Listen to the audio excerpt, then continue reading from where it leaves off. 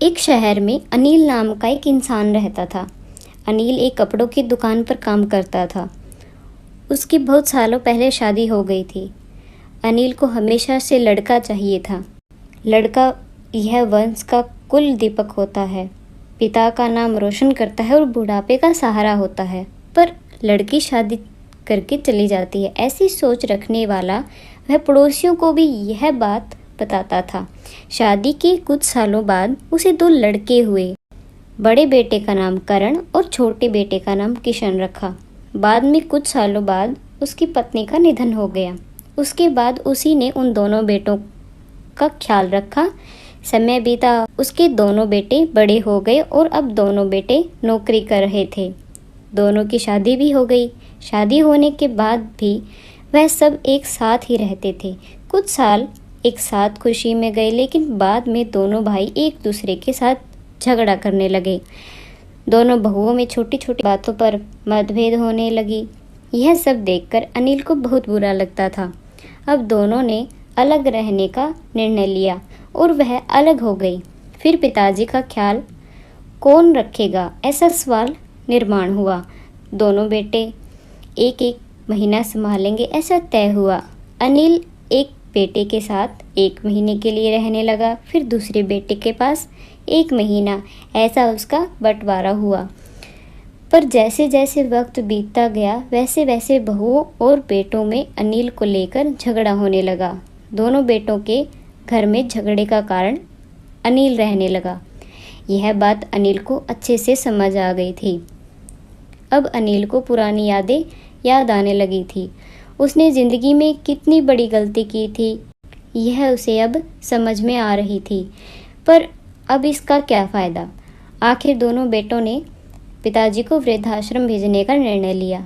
एक दिन दोनों ही पिताजी को लेकर वृद्धाश्रम गए।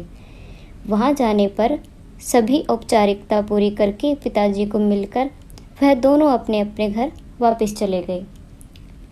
बेटे घर जाने के बाद अनिल बहुत रोने लगा। उसके बाद वृद्धाश्रम में के कई लोगों ने उसे समझाया, पर वह बहुत दुखी हो गया था। अनिल को वृद्धाश्रम में आकर 8-10 दिन हो गए थे। वह किसी से भी बातचीत नहीं करता था और एक पेड़ के नीचे बैठकर विचार में मगन रहता था। वहाँ के लोग उसे पूछते थे, पर उसने किसी को भी कुछ नहीं बताया। कुछ दिनों में वह एक व्यक्ति से थोड़ा बहुत बोलने लगा। बाद में दोनों की अच्छी दोस्ती हो गई। एक दिन वह दोनों बैठे थे, तब वह व्यक्ति अनिल को अपनी कहानी बताने लगा। वह बोला कि मुझे एक ही बेटा है। वह मेरे साथ छोटी छोटी बातों पर झगड़ता था। इस बात को मैं बहुत उब गया था। उस वजह से मैंने वृद्धाश्रम में रहने का निर्णय लिया।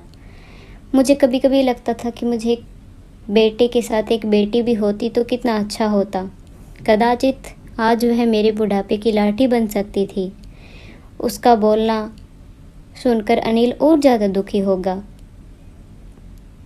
और वह बहुत गहरे विचारों में खो गया। अनिल को दुखी अवस्था में देखकर उसके दोस्त ने पूछा, आप क्या सोच रहे हो?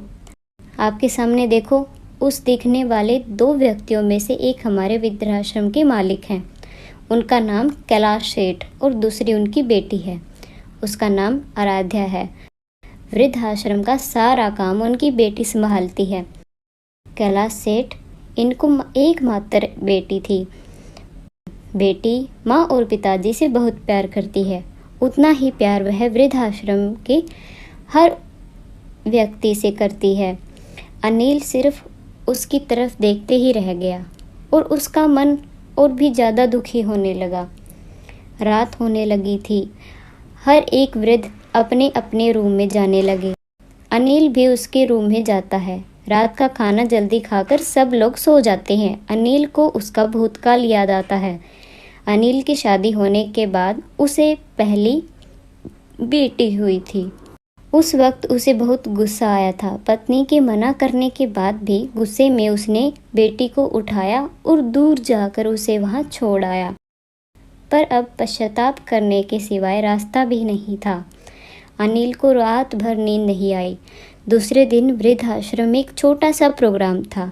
हर जन जल्दी उठता है और अपने अपने काम में लग जाते हैं। दोपहर को सब लोग हॉल में एकत्रित हुए। कैलाश सेठ और आराध्या भी आए हैं वहाँ पर। प्रोग्राम चालू था तब कैलाश सेठ का ध्यान 2-3 बार अनिल की तरफ गया। अनिल उनको बहुत उदास बैठा हुआ दिखा। उनको लगता था कि शायद उसकी तबीयत अच्छी नहीं होगी। प्रोग्राम खत्म होने के बाद वह अनिल से बात करने के लिए उनके पास जाता है। वह अनिल को दुखी होने का कारण पूछते हैं।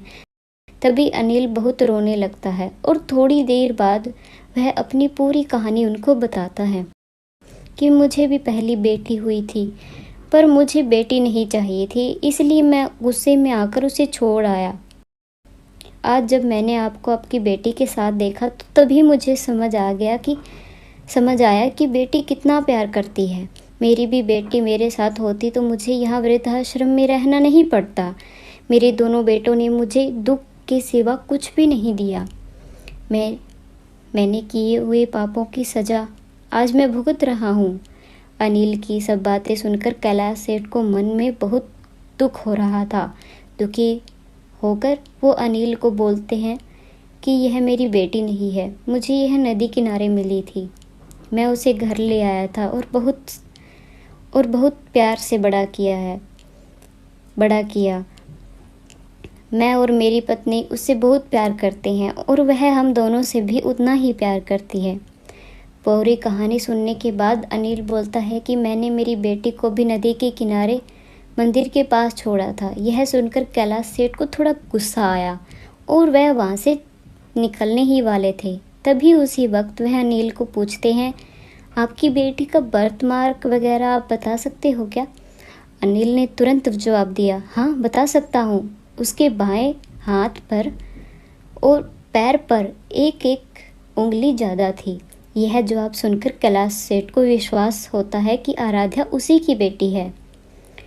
यह सब सुनकर कैलाश सेठ वहाँ से चला जाता है। वह चले जाने के पर आराध्या वहाँ पहुँचती है और वह अनिल को बोलती है कि मैंने आप दोनों की पूरी बात सुन ली है। आपने मेरे बारे में जो भी कहा वह सुनकर मेरा मन बहुत दुखा है। एक पिता खुद की बेटी के बारे में ऐसा निर्णय ले सकते हैं, यह सुनकर मुझे बहुत बुरा लगा। आपने जो भी किया वह बहुत गलत किया था। आपने मुझे बेटी बोलने का भी अधिकार खो दिया है। मैं आपकी बेटी होकर भी आप मुझे रास्ते पर छोड़कर चले गए थे और मैं उनकी बेटी ना होते हुए भी उन्होंने मुझ पर जान निछावर कर दिया। इसलिए वही मेरे सच्चे पिता है। आप इस वृद्ध आश्रम में रह सकते हैं, पर आज आपने उनके सामने जो बोला है वह फिर कभी भी उनके सामने मत बोलिएगा, क्योंकि आज तक मैंने उनको इतना दुखी कभी नहीं देखा। इतना बोलकर आराध्या वहाँ से चली गई। अनिल सिर्फ आंखों में आंसू लाकर उसकी तरफ देखता रह गया और अपने नसीब को दोष देता रहा। दूसरे दिन सुबह किसी को भी न बताते हुए अनिल वृद्धाश्रम छोड़कर चला गया।